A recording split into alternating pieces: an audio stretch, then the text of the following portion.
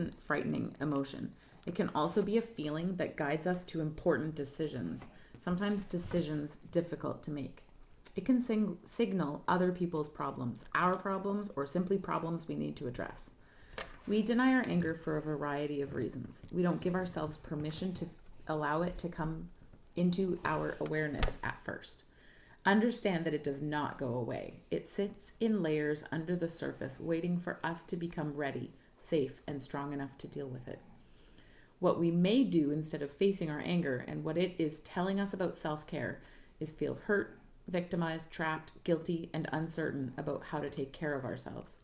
We may withdraw, deny, make excuses, and hide our heads in the sand for a while. We may punish, get even, whine, and wonder. We may repeatedly forgive the other person for behaviors that hurt us. We may be afraid that someone will go away if we deal with our anger toward him or her. We may be afraid we will need to go away if we deal with our anger. We may simply be afraid of our anger and the potency of it. We may not know we have a right, even a responsibility to ourselves, to allow ourselves to feel and learn from our anger. God, help my hidden or repressed angry feelings to surface. Help me have the courage to face them. Help me understand how I need to take care of myself with the people I feel anger toward. Help me stop telling myself something is wrong with me when people victimize me and I feel angry about the victimization. I can trust my feelings to signal problems that need my attention. Beautiful anger. An emotion usually submerged in fear. I remember there was a few occasions that I had to go to anger management in my using days because I had some angry outbursts here and there. And I remember sitting there going, like, these guys are angry. I'm not angry, but then realizing that I'm full of fear. And I drink and I get in trouble because of that. But these guys were like straight up angry people. Like they were violent. And I remember our third class, we were in circle time and there was a fight that broke out. I'm like, man, this In your anger management class? Wow, this is a fun class. That probably happens all the time though.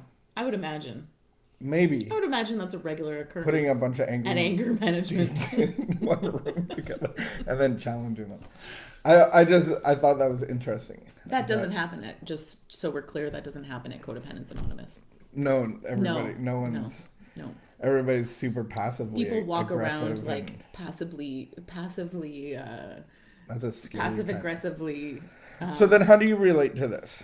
Because I think in our relationship, I've seen anger, but there's things that I felt like you should be angry in more of a normal way. Like there's reasons, and I don't mean you're abnormal. I mean like there's things that should make people angry more often. Like, you know, just dealing with anger, and then dealing with it, being responsible with it. But I feel like in our relationship, you would save it all. Like you would collect it all, and then after like a month and a half, you would just explode. And Yes. I thought that was interesting. So a little bit of a different Yes. ends of the anger spectrum, where one is physically agitated due to fear, and I think anger keeps the problem not available, but then keeping anger and then letting it blow up. And almost like, what's the word they use? Victimized? Frightening emotion. Deny our anger for... So we deny our anger for a variety of reasons. So for me, I would say that I could recognize that. So yes, I would save it all up and like, but I was also leaking all over the place, and so I would think that I wasn't being angry or acting in a certain way, but it was like slipping out here and there. Leaky people are angry people. Yeah. Correct. Or fearful, angry. Yeah. I just think that you can't hide your emotions for that long period of time and people don't know. So people who have like unresolved anger from even their childhood still leak.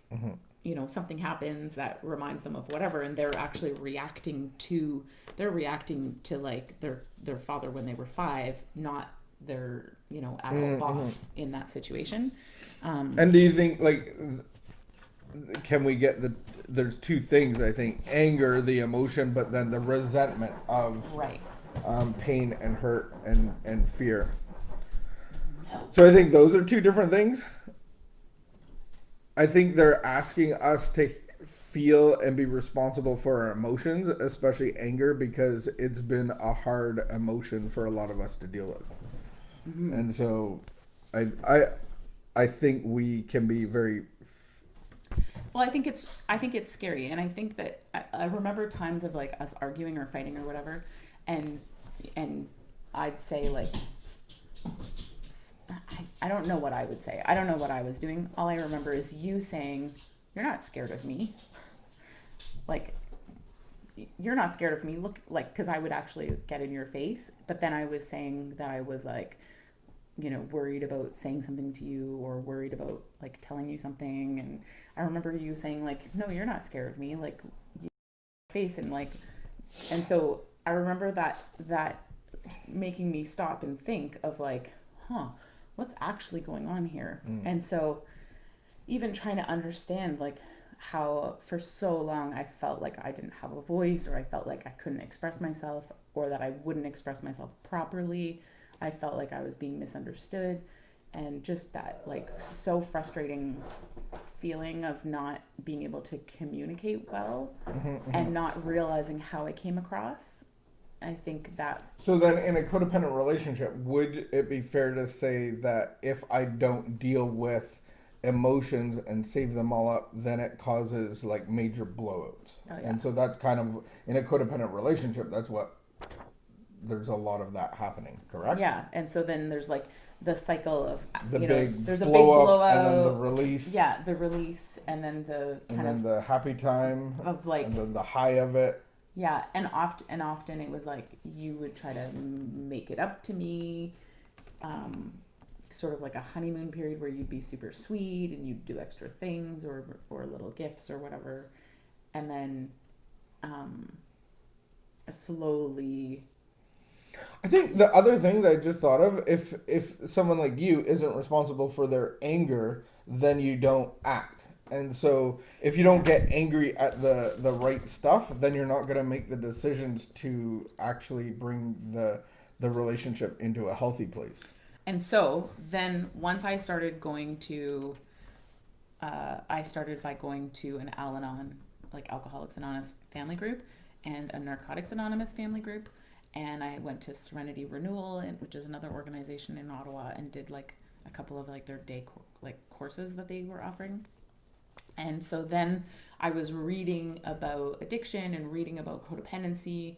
I was reading there was a website called soberrecovery.com, and I would read, they had forums there, and I would read other people's experiences and what had happened, and just even like reading things that, oh, that's happening to me. Oh, that's happening in my house.